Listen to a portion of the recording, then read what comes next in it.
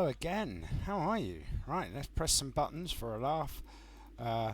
So we're in the final stages. I'll show you the map. We are 9 million light years, and we need to be at least 46.5 billion light years.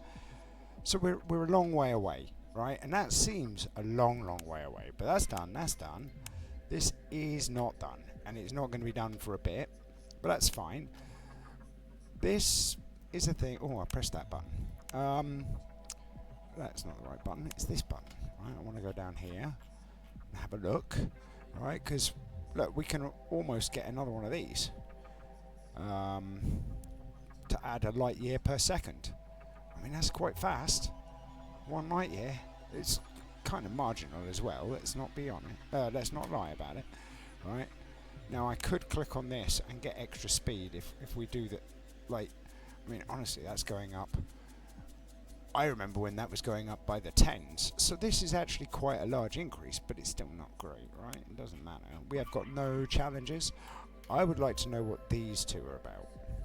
This little A here, it doesn't explain it. But, you know, it doesn't matter, right? We did those. We're working towards more information. Get information now. Sorry, that's from something else. Let's see. Whoa, we can press this button a couple of times, can't we? What does it do again? Oh, it does that. Right. Oh, we can only press it once. Of course, we can only press it once. I mean, that's all right. I can live with it, right? Because this is our next real thing. We can get up to, well, 10.5%, I would imagine. Well, nowhere near. Oh no, maybe 10.5%. That might be worth it. We don't need to increase drone capacity, right? So that's a thing. We are, let's have a look. Just about to proc this. Oh, I might as well just wait here and press the button. Everybody loves the pressing the button stage. Wait for it, wait for it, wait for it. Ding. Sorry. It's just kind of nice. Right, so we want 35 million aluminium. But look, we're at 18 now. 18 prestigium. Nice. So what do we need for this then? 70,000 hydrogen, 15,000. It's the titanium that we're short on. We're going to need a lot of titanium. It's like needing a bigger boat, right? So how much of this do we have? 35 out of 26. So that's quite good, right? 35 out of 26. So we're not far off. Sorry. We're not far off getting enough to be able to press the black hole button. Because you know I love the black hole button. Because like the black hole button, right? I can press the black hole button and it'll be great. But I'm not doing it. I'm gonna. Oh, are we? No, we're not. Can't be that far away. So hang on. 562 is 10. Well, it's not. It's just 9 minutes and 22 seconds. So we're not far away, right? Oh. Apparently I've got an email. Ooh, how excitement. It's not exciting at all. I'm going to have to put some music on as well because the problem is, right, I thought if I put on a story in the background, that would be nice. I like the voice, it would be nice. And it turns out, no, it wasn't because it's not music. And I really like music. Like, I really like music. Probably an unhealthy amount of enjoyment in music, if I'm honest. So I'm not really sure how best to proceed. I'm not pressing that button. I want to press that. You know I want to press the button, right? So we're at 19 million. I could press this button, but I'm not doing it because we want prestigium. Because our speed bonus goes up, and that's the aim, right?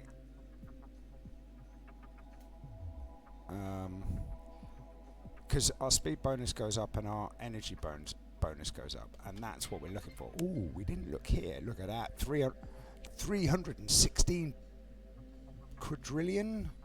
1, 2, 3, 4. Yeah, that's trillion, right? Ooh. We don't actually need that.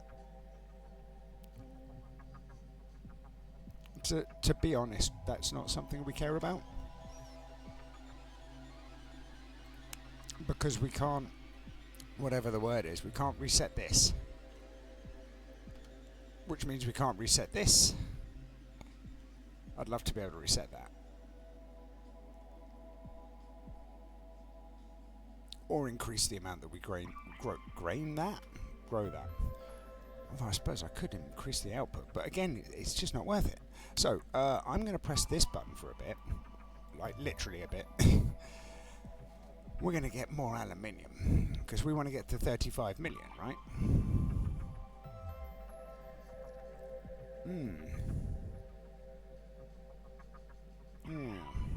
So I fitted a shower the other day. That was the thing.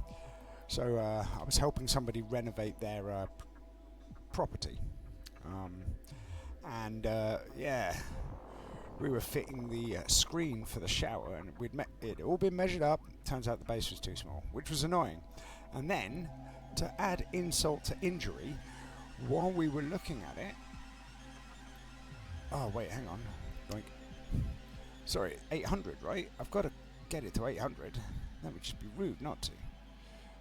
Yeah, so while we're looking at it, I'm like giving the previous like equipment for showering a polish because it got dust all over it from where we'd been drilling holes and whatnot. Anyway, I noticed it was real wobbly. We had to replace the whole blooming thing, didn't we?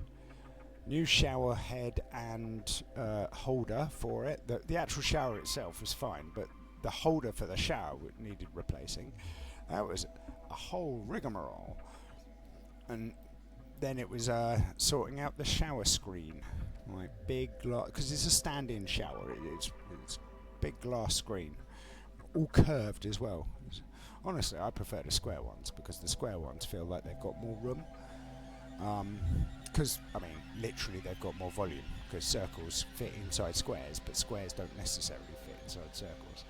Especially if you consider the diameter of a circle compared to the length of the square, if they are equal, the square will not fit inside the circle. Alright? You know, simple maths. It's not hard. Well, I mean, it might be. It depends how good you are at mathematics, I suppose. I mean, my mum's terrible at maths. She's a lovely woman, but, like, terrible at maths. Which is funny, because she does all of the accounting for my dad and hers accounts, and they're always good. Like, she's great at keeping a home. She's apparently not very good at anything above general mathematics. Like, and when I say general, I mean, like, addition and subtraction. I'm not sure how good she is at multiplication, if I'm honest. She definitely can't do it without a calculator, that's for sure. And when I try and show her mathematics using a calculator, she's like, I mean, she doesn't say it like this, but essentially it's, what witchcraft is this? I don't believe it's true. You can't prove it. Alright. I mean, I can prove it. I literally can prove it. I mean, like, mathematics is not that difficult to prove using, like, first principles. Yeah. So going back to the very basics, like point geometry and whatnot. But yeah, now I'm not great at maths. Don't get me wrong. Like, I don't have a degree in mathematics. I mean, I have so in Britain we have A levels, which are sort of intermediary from high school to university. It's what we call college. And so, you know, you get your GCSEs, which is at 15, I think. And then you get your A levels at 17, and then you get your degree at 20 or 21, depending on whether or not you do a bachelor's or a master's. The master's is more advanced. Or a master's if you're from the southern Queen's English speaking lands. Yeah. So so I got A levels in maths and further maths. So I'm alright at it. And you know, I did some maths while I was at uni, but it doesn't mean I'm an expert by any means. Like, I would describe myself as barely competent. But, you know, just because I describe myself as barely competent, it depends who you're comparing yourself to, I suppose. And I remember my physics professors, and they were very, very good at maths. They were much more talented than, say, my philosophy professors were at maths. Because, you know, entirely different discipline. And don't get me wrong, like, my philosophy professor, my Japanese professor, they were very clever people, but my yeah,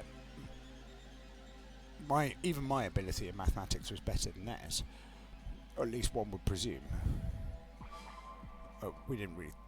Everybody was surprised when I picked up Japanese when I was studying physics. They were like, "Wait, you want to do what?" I was like, "What?" And they were like, "You want to do that?" And I'm like, "Yeah." And they're like, "But," and I'm like, "But what?" And they're like, "You're the only person in the entire history of the entire university who's ever tried to study Japanese as a physicist." I'm like, "Okay," and they're like, "It's just odd." And I was like, "Is it because they don't do physics in Japan?" And they went, "No."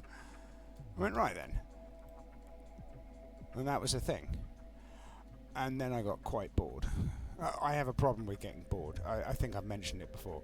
So I ended up doing other things that were very profitable, some of which weren't in the country. But that's just one of those things, right? But it did it cut into my ability to attend lectures, shall we say. And if I was to do it again, in retrospect, I probably, if I knew about myself what I know now, I would suggest that maybe there was some things that we could adjust as a result, and I would definitely have a PhD by now. But unfortunately, there was things that I wasn't aware of about me. I mean, not just the me, but the whole system, right? So the system is geared not towards certain types of folks, and that's just because you've got to account for the lowest common denominator. So essentially, university is really good for certain types of people, shut-ins and normal types who have got high levels of focus. Whereas if you've got highly kinesthetic learners who happen to be good at sciences or STEM, right? They're great in lab. I was top in my class at lab at university.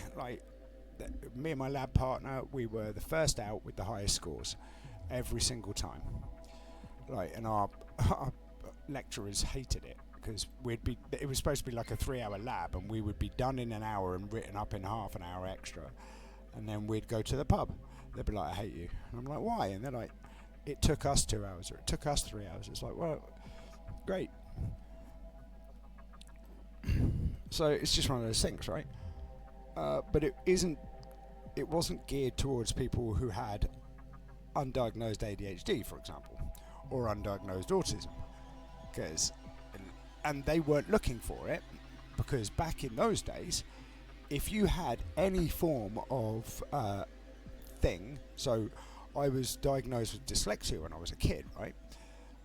And it's funny because when I was a kid, they went, "Oh, you're definitely dyslexic." Now we know if you have dyslexia, there's a high chance you might have something else as well. It's normally a comorbidity and something that stands alongside it. It's not something that happens on its own generally. Dyspraxia is the same, right? But back when I was going through schooling, if you got one, and this was the British government's regulations, right? If you have one of these things, you can't have anything else, right? Which is kind of strange, because it's clearly evident, right, that, or at least it is now with more research, but back then they were like, no, you get one. And because I was diagnosed with dyslexia as a youngster, that was the one I was allowed. I wasn't allowed anything else, right? And yeah, turns out I had more than one, but nobody was looking, because why would you? They said, "Oh, if you got learning issues." I was like, "Yeah, I was diagnosed as dyslexic." They're like, "Cool, we need to run some tests." I'm like, "Cool, what's that for?" And they were like, "See how dyslexic you are." I was like, "Right." But they weren't looking for other things, because why would they? And then they did make some comments about it when they ran the raft of tests. They were like, "You have some unusually high scores in these areas." I was like, "All right, okay, good. Is that good? I don't know, because what do I know about it? We didn't have the internet." Right? And they said, "Oh, it's unusual to see such high scores in somebody who is dyslexic. And I was like, is it? And they were like, yeah. And I was like, why? And they were like, well. And then they explained it to me, and I won't go into what they said in detail because, it's not really worth it. Nobody cares that much. I mean, you might care that much. I doubt it. I wouldn't if I were you. Right? And putting myself in this position, I mean, actually, you might be interested just on the basis of, nosy, tell me things I want to know, right? But it's really not that interesting, right? So they were talking it through. Anyway, roll forwards. Now the research says, if you've got ADHD, you're very likely to have autism. If you've got autism, you're quite likely to have ADHD. If you've got either of those, you're very likely to have either dyspraxia or dyslexia or dyscalculia. Like they're strong comorbidities. It's like if you've got lung cancer, you've probably smoked most of your life, right? They're strong comorbidities. I mean, you might have had asbestos in your house, but you know what I mean, right? So, yeah. And so if I knew that going into uni, I could have gone, maybe I might need testing for these things because I had what's called low support needs or high masking, as it's called. And being reasonably smart, people weren't looking at that, and I was incredibly sporty. It's almost like sport has, it's quite a dynamic thing, but it's very hard and fast with its rules. And you play with the same people over and over and over again, and you don't talk to the other team, you're too busy playing. So you get to know the team, and that's it, right? So there was a lot of structure and rigidity there. So, the signs were all there, but nobody knew to look for it because, like I say, Britain has this wonderfully archaic system of, oh, that's right, you've got this, so you cannot have any other form of mental health issue, right? So if you've got this, it doesn't matter that, you present all of the symptoms for something else. It's impossible for you to have any other type of thing, right? And it wasn't until, so a mate of mine, he was a bit older, and they wanted to diagnose him with two things, and they had to fight tooth and nail to get two things diagnosed. Now, I didn't know him at the time when this was going on. I met him 15 years later, and that was all going on, right? Now, it's funny because, the health trust didn't give a damn. It was one psychiatrist out of three that he was involved with because of what was going on in his life, and his parents. Other than that, it was never going to happen. And it was only because his parents were affluent enough that they could afford to go down that route. My parents were, my old man was a copper. He was old Bill, he was, 5-0, right? And earn a lot of money on as a member of the police force, I can tell you. Although that brings me on to an interesting sort of side note. On a copper's wage, which is public sector, right? So it's not a lot. It works out as when my parents bought their first house, I believe I had been born by that point. But they were able to afford a house based on my dad's income. And my mum topped it up a little bit by working part-time here and there. She wasn't making a lot of money either, because it was part-time. But could you imagine buying a house on average wage? If you assume, her wage plus his made it actually average wage. So in Britain, that's, I think, £28,000, £27,000 a year. Buying a house at £27,000 a year is mental. You couldn't even imagine it, right? It's hard enough to buy a house between two people on those same wages at 54 grand between the two of you, right? Because houses are like around my way, 3-bedroom house is, I think it was £550,000, which is 10 times what the two people on an average wage would earn in 10 years. And bear in mind, you've still got to pay your rent, your bills and everything else, whatever you've got left over. There's no way a bank would let you have a mortgage for that. Like I was on above average wage in, I don't know, 2005 or whatever it was. Now I was trying to buy a house for 180 grand, right? And they said, the bank said no, I wasn't earning enough. I'm like, excuse me? That's less than 10 times the amount of my wages, right? But they were more than happy to lend certain types of people a lot more money than that because they knew it'd foreclose, I guess. That's the whole thing about the financial collapse. So in some ways it did me a favour. I mean, it didn't slow me down particularly. I still worked out all right, but it's just one of those things. It's like, you, even back in 2005, you couldn't buy a house for two people on one salary of the average wage. And then, they tell us we need to work harder. And it's like, excuse me? Have you thought about keeping wages in line with house prices? Or maybe just building more houses? I mean, maybe I'm crazy. Maybe I'm just living in the past where I'm thinking, somebody should be able to, I don't know, buy a house. Well, I don't see that as a problem, personally. I think being able to buy a house, do I want to press that button? I don't know that I do, but I'm going to. Yeah, I mean, you should be able to buy a house, right? Oh, I can press this button. Amazing. Where are we at? We've got 2,000 of that. We've got 28 million of this. That's good. That means we can nearly get another one of these bad boys. We've got 50 million. Hang on. 50 million? 50 billion. Apparently I'm calling it. It's not even billion, it's trillion.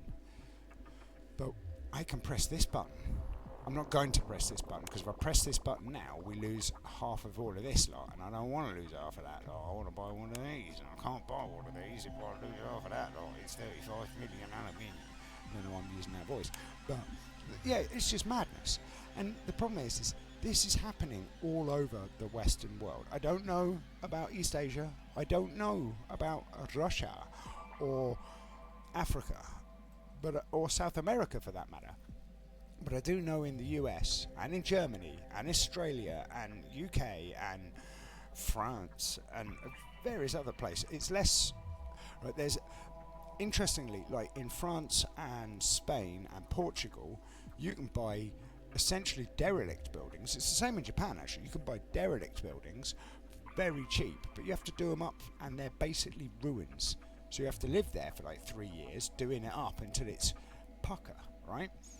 Right, there's a girl from Germany who I watch who moved to was it Spain? No, it's Portugal, right? And she spent like 30,000 euros to get herself this really nice plot of land. It's got a couple of old buildings on. It's got residence permits, so you can do it. And all this nonsense, right? But if you want to buy a modern house where you don't have to do that sort of work, they're very expensive. And it's just like, something's gone very wrong with the way that our society works, right?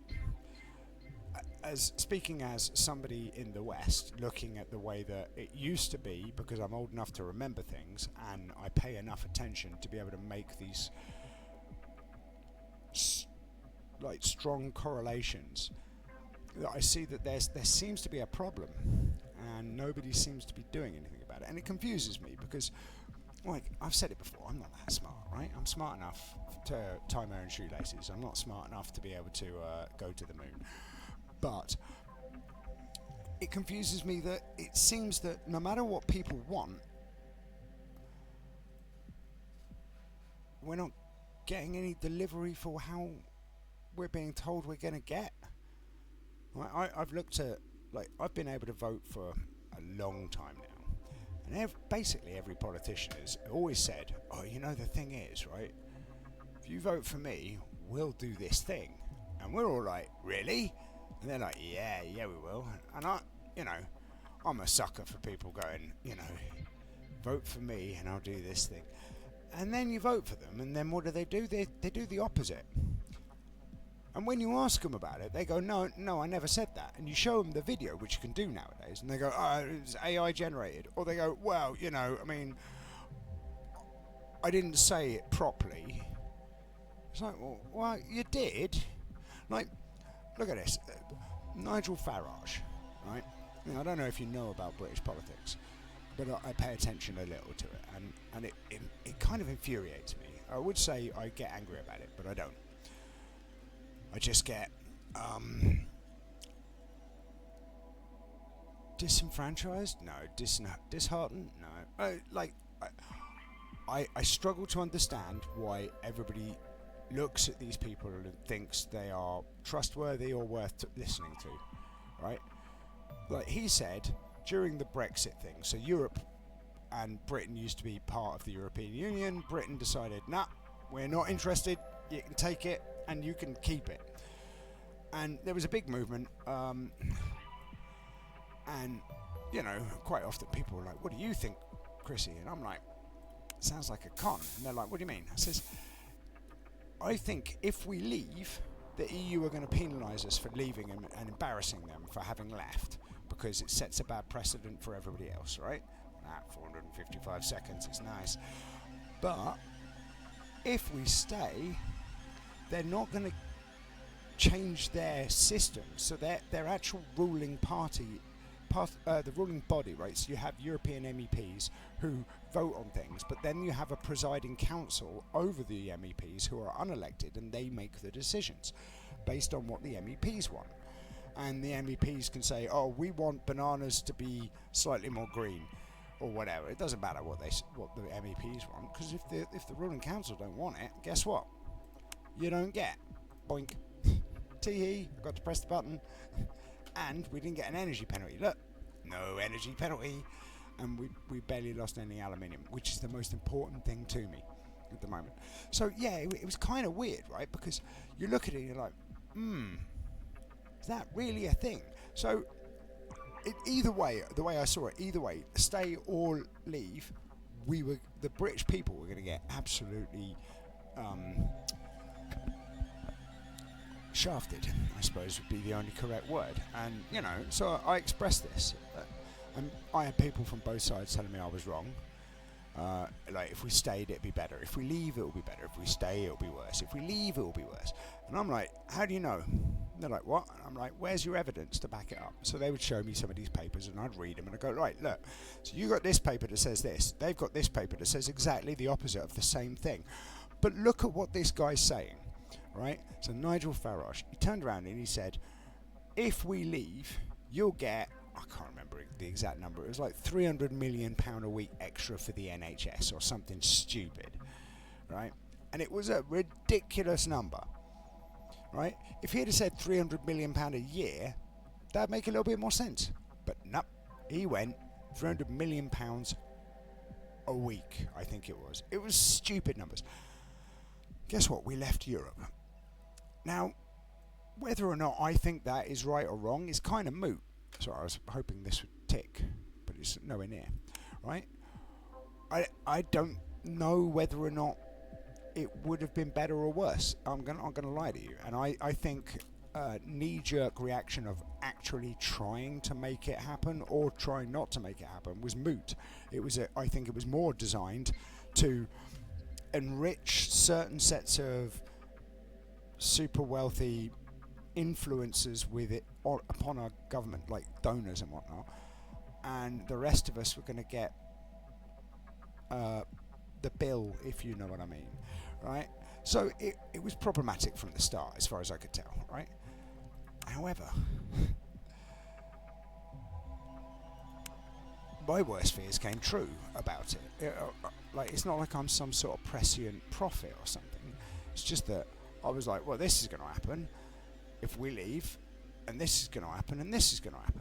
And one of those things was, there's no way we're getting the money that was written on the side of that bus that Farage promised us. And what happened? We didn't get the money that was promised us for the NHS that was going to go on the side of the bus. We just didn't.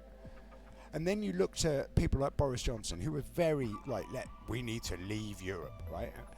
And he became Prime Minister, and he said he was going to do all this nonsense. And then you look at how he voted when challenged about doing this nonsense, right? So it's like, we would say to him, are you going to go left or right? And he would say, I'm going to go left, and I think that everybody should follow me. and then we'd get to the junction in the road, and he'd turn right and tell everybody that we have to go right, and then told us that he'd never said that we went left. And when we said, well, let's have a look at that, he calls us liars and far right and whatnot, which has become a massive smear over here. It's like, if you disagree with the government in any way, you are far right or a fascist.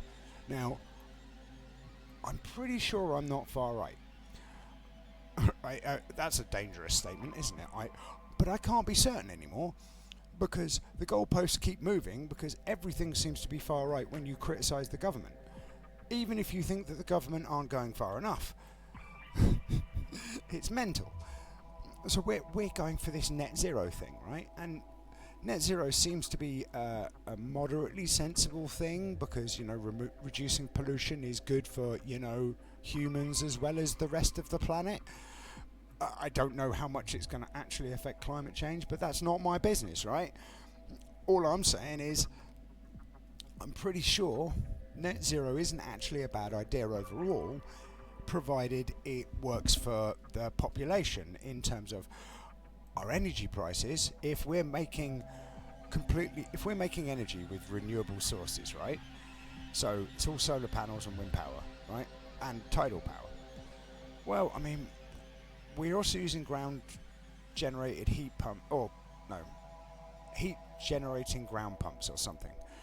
Something like that. And we can do it in Iceland and start tapping into thermal or geothermal energy, and but also we could build nuclear power. But our prices for electricity are going up, and the problem is, it's like the amount of money that it costs us in terms of per unit for solar power from the solar farms is marginal. But we pay the solar farm generators the same price as we do for liquid petroleum gas, right?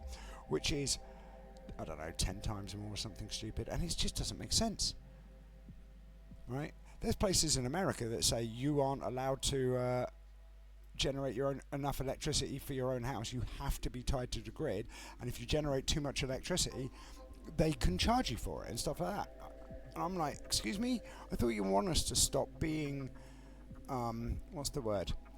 polluting, gas-guzzling monsters, but when we start generating electricity, we get penalised for it. Now, don't get me wrong, I'm not sure that there should be subsidies now anymore, because are we really early adopting? But my government is very much like, we need to import more electricity from Europe, and we need to build more power stations. I'm like, that's brilliant. Build more power stations. I'm not sure about importing more energy from Europe. I think we should be completely secure. Like, every country should be able to generate enough energy for itself, and excess should be stored in batteries. Personally, look at that thing in Victoria in New South Wales, Australia, where they got battery power to sort out the state to such a degree that now they can generate 100% of New South Wales power by 2027. They're at like 75% now, right? They don't need any other source of energy, right? Brilliant, absolutely amazing stuff, right? But my government, they're setting out a plan that will take 10 to 15 years, and they're relying on outside people. Now, don't get me wrong, like, experts are experts, but we used to build them ourselves, and now we don't. And that seems like it could be problematic, because if you can't build them, what happens when we need more? And there's other things going on. So like that, there is a special reactor I've talked about the fusion reactor in Paris. That's it's called the ITER. So it's I India, T Tango, E Echo, R Romeo. Right. So it's the ITER reactor, and it's an experimental fusion reactor. And if it works, and it was supposed to go live this year at some point, we'll see, because COVID screwed that up quite a lot. But if that goes live and it works, well, we don't really want nuclear fission plants, because fission can go very badly wrong, and fusion, when it goes wrong, there is a pop, and then it stops, and there's no fallout, right? its marginal reaction. It has a marginal alpha wave emissions error problem. Whereas fission, when fission goes wrong, you know, the alpha wave, gamma wave, and beta wave emission profile is pretty bad. That's why Chernobyl was such an issue, right? It going wrong, I mean, alright, it could have been fixed before it went very, very wrong, but there's problems there that is involved with bureaucracy. Let's ignore that. Let's just look at the profile of the distribution of alpha, beta, and gamma waves when Chernobyl went wrong. That's true for any fission reactor. I mean, they're much, much safer than they used to be, and we have much stricter safety guidelines, and we're also not trying to bureaucratize our way into problems like happened quite a lot in the 80s. But fusion reactors don't have that issue. They're just not, that's not the way it works, because as soon as something goes wrong, the plasma stops flowing, right? So if the magnetic field fails on a tokamak fusion reactor, the actual plasma dissipates because it cools so very quickly, because it can't maintain that energy with that temperature for so many different reasons, right? So they're incredibly safe. And obviously, if that goes live and it works and it goes to what's called parity or above, well, technically it'd be above parity. So parity means what you put in is what you get out in terms of a reactor anyway, or a generator. So yeah, apparently you're getting the lecture on fusion energy today, because, I mean, I say lecture, I'm just going to waffle on about it as a stream of consciousness, I suppose. But yeah, so as we're finding, what's it called, issues with fission, this fusion reactor, the ITER, and it's not the only one, like the ones that they're doing with lasers, I'm not convinced work, because, I mean, they work, but so far it seems to be the tokamak style, like, so it's a form of ringed fusion. It looks like a donut that has a plasma inside it. So imagine a ring donut with jelly in the middle, right, or jam in the middle, depending where you're from, right? Which would be cool. Not in the circle, not in the donut bit, because there is no donut in the ring donut hole, right? That's why it's a hole. But imagine, like, in the ring, in the middle of that ring, there would be some jam and strawberry, plasma, doesn't matter, right? It's all the same. You heard it here first, strawberry, plasma, it's all the same. But, you know, those seem to be the most successful ones so far, especially for the amount of energy put in and the energy coming out and the length of capability. Like the Chinese have just done something using a similar style of reactor, and I think they broke the record for how long they've managed to keep the reaction going. The ITER one looks like it should be able to do it indefinitely if the maths is right, which would be fantastic, because it's essentially free energy once it's built. But they take, like, a reactor's going to take 15-20 years to build, right? So what do you do in the interim? Right, my suggestion is solar panels on every house's roof, right? So, you know, if you're going to redo your house, the roof of your house, right, you have to put solar panels on it. But you're not just solar panels, you need to put batteries in your house for about a week's worth of energy, right? That way, every house that gets redone, except for maybe thatch houses, because thatch houses, I don't know if you can put solar panels on thatch houses because of the fire risk, because they get quite hot, right? But every house that gets done then has a week's worth of electricity supply, just backed up, which is fantastic. And they generate their own electricity. You know, you don't get enough for what you use in a day. You get enough for what you use in like 3 or 4 days. Like, you want to generate electricity. You don't just want to get enough for you. Like, because it makes sense. You know, that way, eventually, we don't need coal, gas. We don't need massive solar farms. We can turn them back into proper nature areas. We can get, like, there are ways of doing wind turbines for a housing project, for example, that would be almost, not quite as effective because of scale, but when you but like it'd be almost better than any onshore wind turbine farm, right? Which, I'll be honest, if you can combine it with the residential place, right, you're harvesting the wind out of the energy from the wind, which means you're going to get electricity. There's a whole bunch of things you can do to make it sustainable, but we do it on a personal and town level, and you create full-on energy security without having to fill out the whole, like, why are we not, farms are incredibly important, because no farms means no food, right? Because at the moment, in England, I can buy New Zealand lamb for cheaper than I can buy Welsh lamb. I don't know if you've checked a map recently, but I'm pretty sure Wales is closer than New Zealand. It's like Argentinian beef. I can buy Argentinian beef all day long. British beef, very hard to buy. Now, don't get me wrong, right? We eat a lot of beef here. But we're going to have a lot less of it available to us if all of that farmland is turned into solar panel land. It concerns me is all. What concerns me is how long I've been pressing this yellow button trying to achieve a thing, and we're not getting very far. Well, I mean, we're getting quite far. I can't press this button though, we haven't got time. I mean, we've got time. We have got time, I'll press it again then. Not this sort of time, like how long we've got left thing. It's more, look at this, where are we?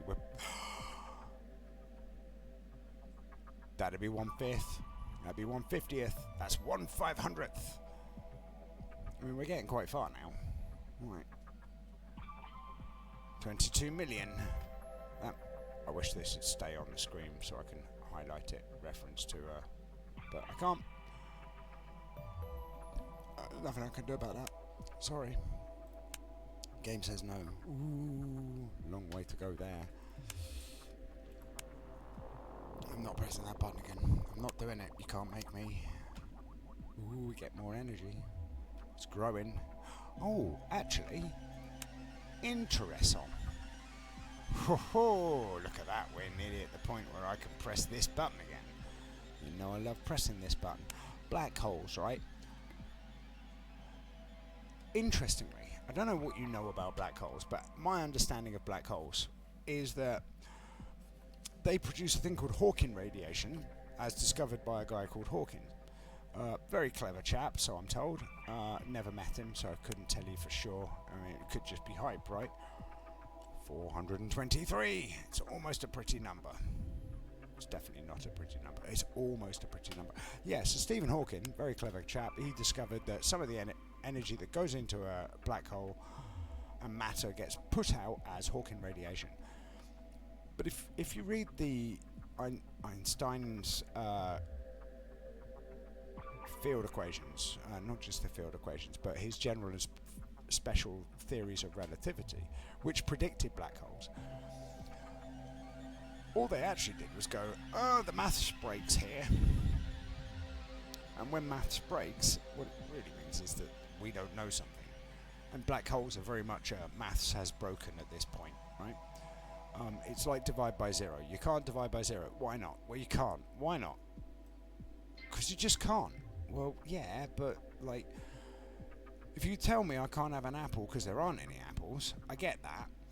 But I can still ask why there aren't any apples. And if you tell me, oh, there just aren't, that's not an answer. If you tell me, well, the crop failed because we didn't get enough rain, that's a very clear answer, right? So, you know, there's a thing there.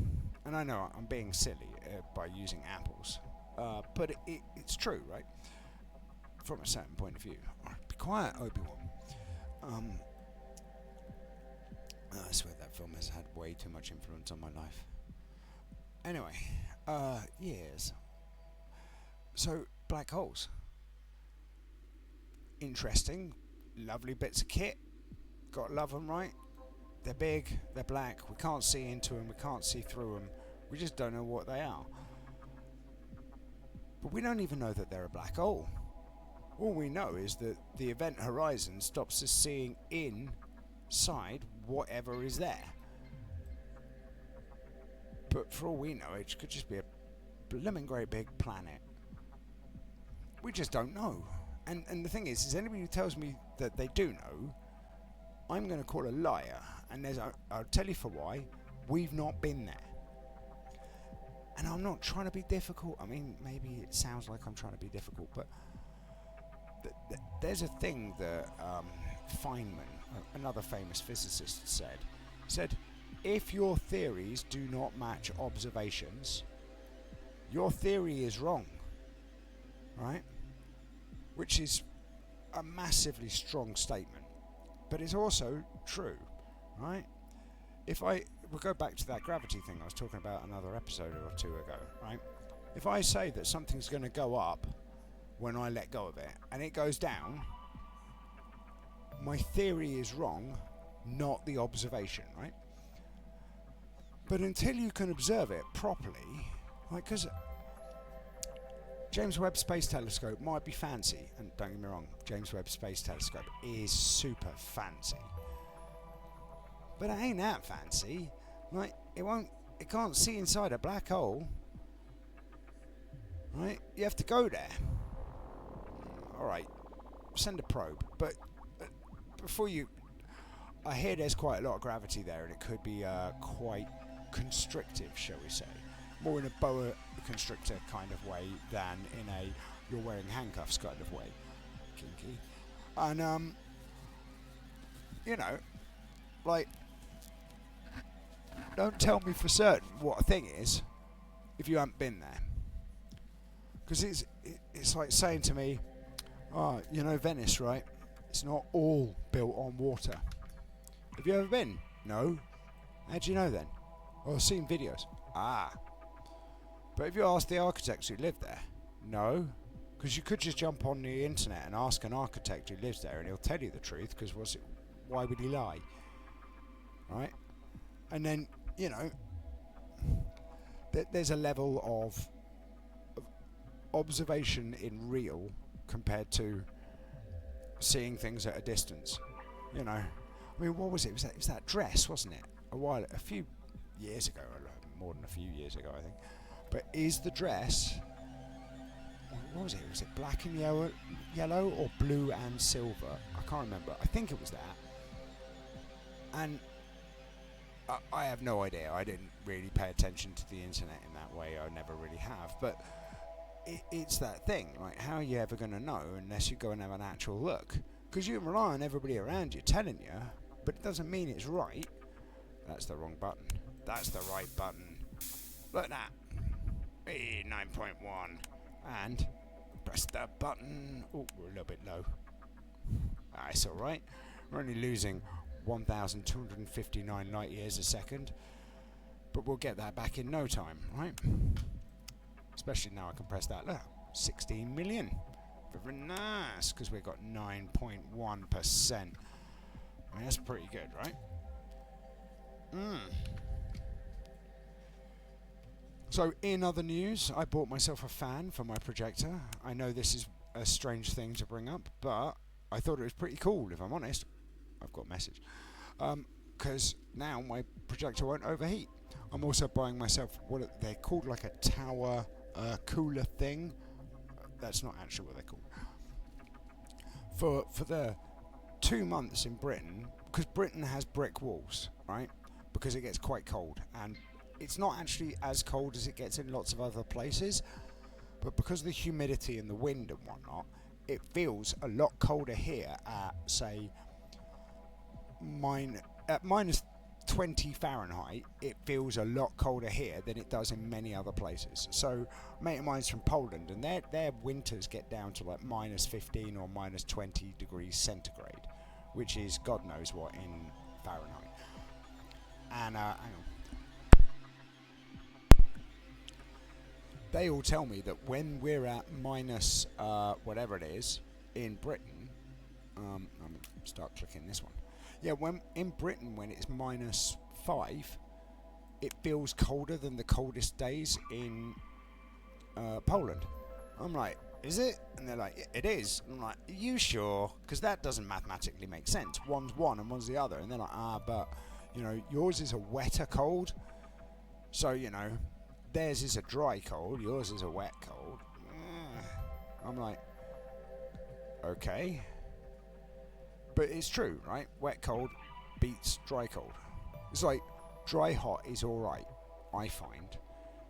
And I quite like a light bit of moistness to my heat. But once it gets super humid, when you're out in, say, where is it? Bangalore, right? When you're in Bangalore and it's super humid and super hot, yeah, less so. I've been told it is less pleasant by quite a magnificent margin. Alright. They're like, no, you don't understand. I'm like, you're right, I don't, because I don't live there. I'm like, no, because the sweat cannot leave your skin, so you get hot and wet instead of just hot. And I'm like, well, there's comments I could make. I'm not going to. And they're like, you're always in the gutter. I'm like, I'm not always in the gutter, but I was born there. I mean, I wasn't technically, but it's how my brain works. Does it work? It's hard to know, if I'm honest. There's an argument there that says maybe it doesn't. I want to put that up to 20. The amount of time that we can hover over a thing. Just because 17 isn't a pretty number. Like, it's prettier than, say, 18, less pretty than 19, but 20's it's a good looking number, especially with the rest of the page, right? 200 and 800, 20 it'd fit in lovely, wouldn't it? I mean, I'm not gonna. We all know I'm not gonna, because I want to press buttons over here. I already told you. Can't believe we're up to 9.4. That means we're getting lots of energy. Yeah, 17.16. Oh, we're already in the clear. I mean, look at that. That was good, wasn't it? We're getting a lot of energy extra. And in fairness, I'm not even pressing these buttons because they're like 2,000 light years is nothing, or at least it feels like nothing. To me, it feels like it's kind of redundant. 2,000 light years is nothing.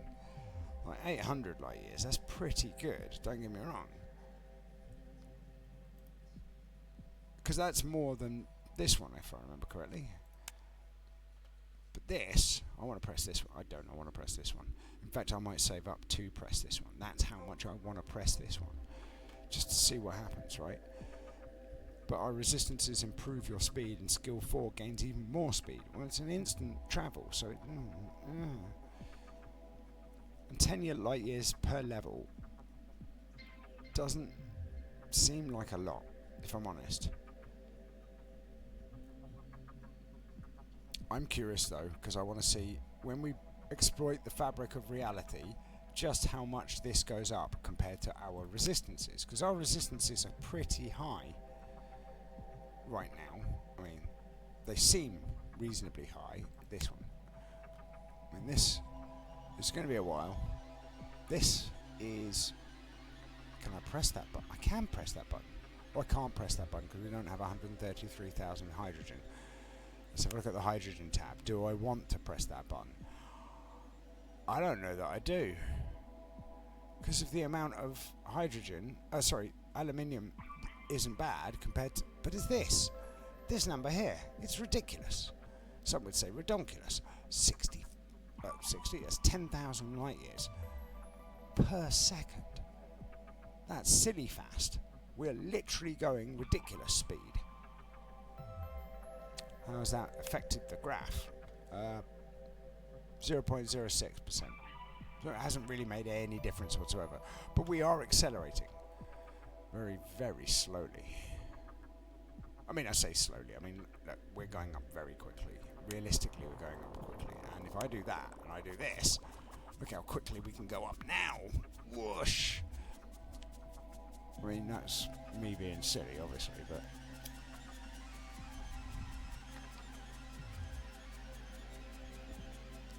that's interesting. So each click gives us, so this one gives us 6.53, I think, and then this gives us 6.54. It's quite fascinating, I tell you. But we can see some actual progressive number going up, and it's a, like, look how fast that's going up. It's going up real quick. I mean, I say it's going up real quick. It feels like it's going up real quick. Oh, I've got another email, I think. I want an email. Why are they all emailing me? God, people. Why is it people can't just leave you alone, right? All I want to do is sit down and do a thing. Like, fortunately, it's all on my phone, and my phone's over there, and I'm over here, so I haven't reached for it. I'm just not gonna. Like, it's really slowing down our aluminium increase, right? I'll be honest. But look at how quickly our thing is. Like, we've gone up 3,000 light years a second. It's pretty good.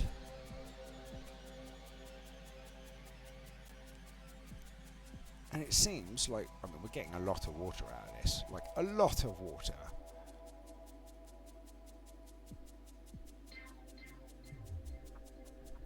But I'm good with it because, you know, I just want to get a wriggle on a bit, honestly. We're going up by 0.01 now. That's nice. I like that.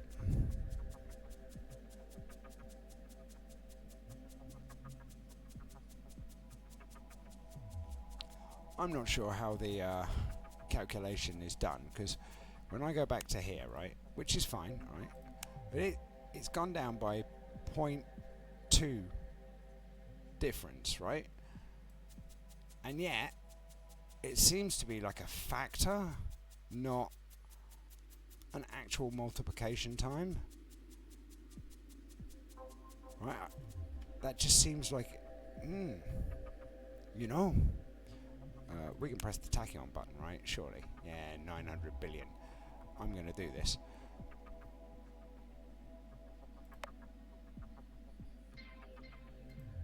And we currently have no more unlocks on the tachyon page, which I'm a little bit disappointed by. And that was expensive, because it cost us quite a lot of speed. But it's okay, I can live with it, right? Because it's okay. Wait a minute, where are we? I should spend some more money here, right? That was the part of why I was sitting around doing nothing.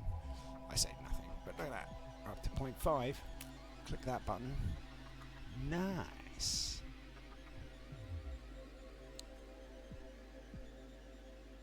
Now, I could spend some energy. I could. I don't think I will. Well, I mean, I might. Well, we need to work on the the titanium benefit. That's what we need to do. I mean, I say that, but we're nearly up to 10 times our bonuses. And it's nearly it's just over once every 6 minutes we get Prestigium now. Which means our speed is going to accelerate and accelerate. I mean, it is diminishing returns, I grant you, but not that much.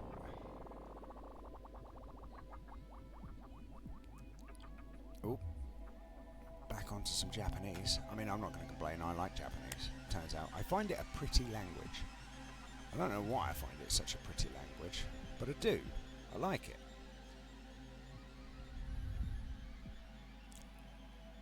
I mean, we were saving up to, like, I don't know, I can't remember how much aluminium. It was a lot of aluminium, I'll be honest with you. 26 million was, I think, one of our highest purchases ever so far. And that was, where was it? It was in here. I mean, that's a pretty big purchase. But 4 light years a second bonus is not a lot compared to what we're actually going at. Not that we can do it. Oh no, we can do it if I want to. I'd have to save up a lot, and honestly, it's probably better to get Prestigium, if I'm honest with you. I like Prestigium. Prestigium is tasty.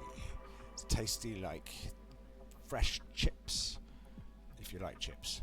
I mean, I quite like chips. Do I like chips? I mean, they're alright. Chips are pretty good. But only with certain things. Speaking of certain things, I'm having steak tonight, I think. I mean, I could have curry, or I could have bolognese, or I could have steak, and I don't know which is going to be better for me in the long run. Like, what would I prefer to eat? I'm thinking it's probably chips and steak, because I'm talking about chips, and now they're in my head. I'll have to have a look in the fridge though. But, so I make a lot of curry. I'm half Indian, right? So I make a lot of curry. I'm not half Italian though. But even though I say, like, I am half this, and I'm a bit of this and I'm a bit of that, I am, we used to describe it as a Heinz 57, because I've got like, I think it's 4 different nationalities in us, right? So, bit of French, which is kind of frustrating considering how much the English and the French don't really get on, but I'm a bit of French, not a bitter French, that's something else. But I'm a little bit French, I'm a little bit Ukrainian Romani, I'm a little bit Egyptian, I'm a little bit Indian. And it depends how far back you go, there's more than that. The further back you go, the more complicated it gets, right? So a mongrel, as we used to describe it when I was a kid, means I've got a strong immune system, don't get me wrong. However, like, all that means nothing to me, because essentially I was born in Britain and I grew up in Britain, and I've spent a lot of time abroad doing things, like in one country or another, but I'm still British, and British is primary to me. Although, don't get me wrong, if I ever emigrated, I kind of want to retire to Colorado. I don't know why, but Colorado just seems like a place I'd like to live. That or Japan, I haven't decided, right? Because I like Japan a lot. But I think I'd have to visit there a couple of times and check it out. I've been to America a lot, I love it. My favourite place so far has been Vegas. I love Vegas. Like, it's such a nice place. And don't get me wrong, the homelessness is an issue, and it's not a perfect place by a long way, but I love it. Anyway, before I blather on another 10-minute rant about stuff, thank you for joining me. I hope you had a lovely time. I hope it wasn't too dull. Bye.